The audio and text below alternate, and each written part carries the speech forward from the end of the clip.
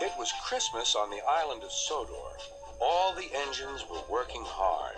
Thomas and Toby were busy carrying people and parcels up and down the branch line.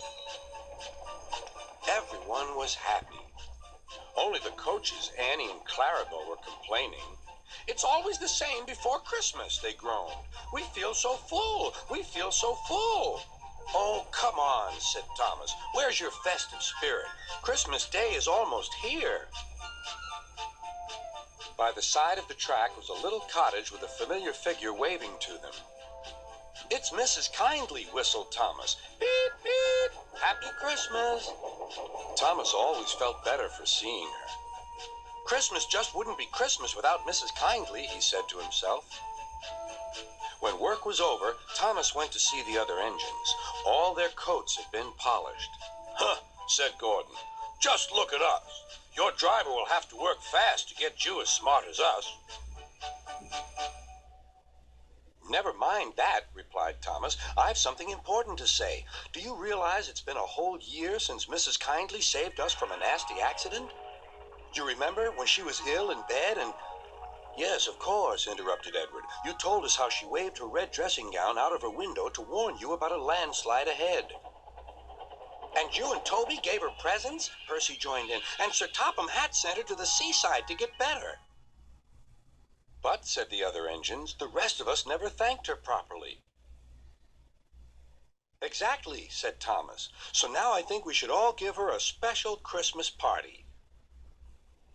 Everyone was getting very excited, and the drivers felt sure that Sir Topham Hatt would agree, as indeed he did. The engines were all busy making plans when silence fell. Sir Topham Hatt had bad news. "The weather's changed badly. Mrs. Kindly is snowed up. Toby says he'll help to rescue her. You must help too, Thomas. There's no party unless you do." Thomas hated snow, but he said bravely, "I'll try, sir. We must rescue her. We must." "There's a good engine. You and Toby will manage splendidly." Thomas charged the snowdrifts fiercely. Sometimes he swept them aside. Sometimes they stuck fast, and the men had to loosen them.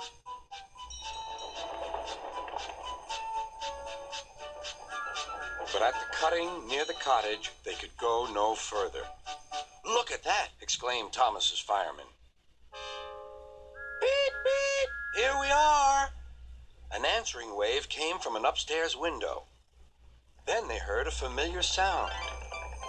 "That's Terence, the tractor," said Thomas. "He's come to help too." Sure enough, Terence had a snowplow and was working hard to clear a patch to the railroad line and safety. At long last, the rescue was complete. Percy took the tired workmen home. Terence said goodbye to Mrs. Kindly and promised to take care of her cottage as he watched them all set off. The engines made good time. No more snow had fallen, but the yard was dark. There was no one to be seen. Thomas's heart sank. Suddenly, all the lights went on. What a marvelous sight awaited Mrs. Kindly. "Well done," said Sir Topham Hatt. "I'm really proud of you all." Mrs. Kindly especially thanked the smaller engines. "Thomas and Toby are old friends," she said. "And now, Percy, you are my friend too." Percy was very pleased. "3 cheers for Mrs. Kindly," he called. "Beep, beep, beep." They all whistled. "We wish you a Merry Christmas, we wish you a Merry Christmas, we wish you a Merry Christmas and a Happy New Year." Thomas the tank engine and his friends thought it was the best Christmas ever, and Mrs. Kindly could think of nowhere she would rather live than here with them on the island of Sodor.